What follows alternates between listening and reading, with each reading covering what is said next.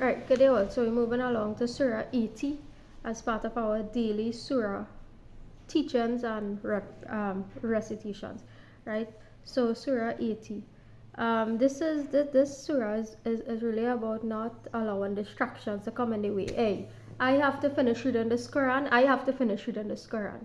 Hey, I have to finish reading this Quran within a time, a specified time. I have to finish reading this Quran within a specified time. I have to read a particular chapter every day. I have to read a chapter every day. I have to come here and teach a chapter every day. I have to come here and teach a chapter every day.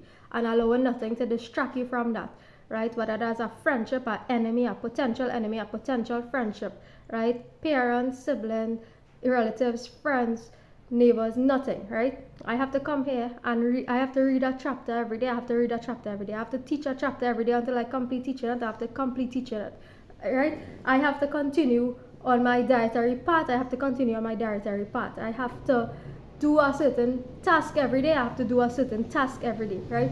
Not allowing anything to interrupt, right? What it is you have to accomplish, right?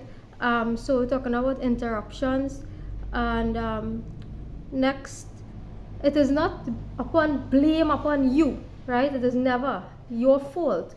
Do not ever blame yourself for another person not wanting to purify themselves in a particular way, right?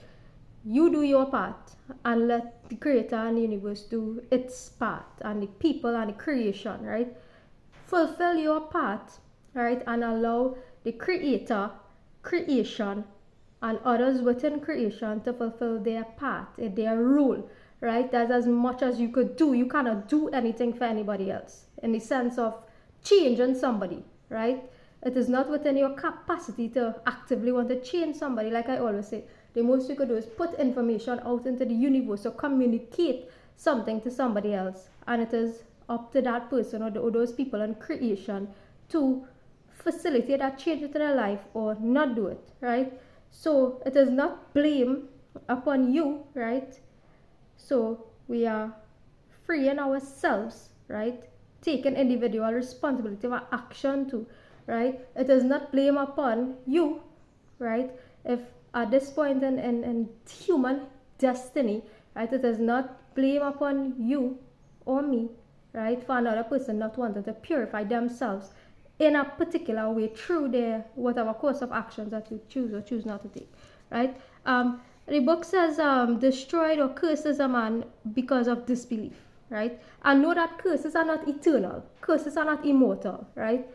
A curse could be removed, and it could be removed by what? Right action, withdrawing yourself from wrong action, participating in right action, right?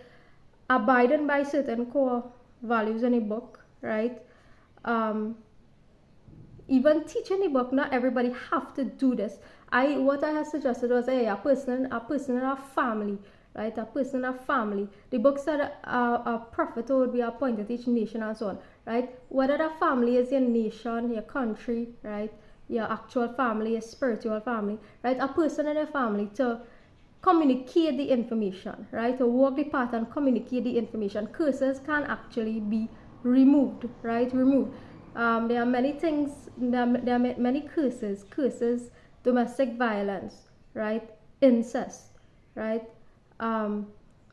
Poverty even, right? Generational poverty, right? All these things are actually curses and generational curses, right? Violence, all these things, curses can be removed, right? You perform further good deeds, withdraw yourself from misdeeds, right? Misdeeds, and perform further good deeds. Abide by the teachings of the book, right? The teachings, the guidelines set out, and if you check out my teachings of the Surah, you would see certain criteria, certain guidelines, right? Guidelines for proper conduct and so on in terms of helping yourself to come out of certain mindsets, right? So the book said to let mankind look at his food, right? Let mankind look at his food, right? Allah poured down water in torrents and can break open the earth, splitting it with sprouts, and cause to grow within it grain and grapes and herbs and olives and palm tree, meaning vegetation and so on, gardens of dense shrubbery, fruit and grass as enjoyment provision for you and your grazing livestock, right?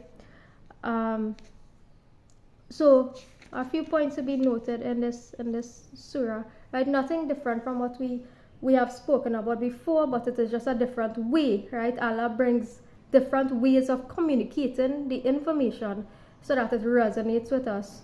It activates something in our consciousness, right? That we might hear it in a different way, feel it in a different way, experience it in a different way, right? And that knowledge could reach one more person or two more persons in a way that they need to hear it, right? So this is Surah 80, and we will move on to 81, inshallah, God's willing, tomorrow. I take care, everybody.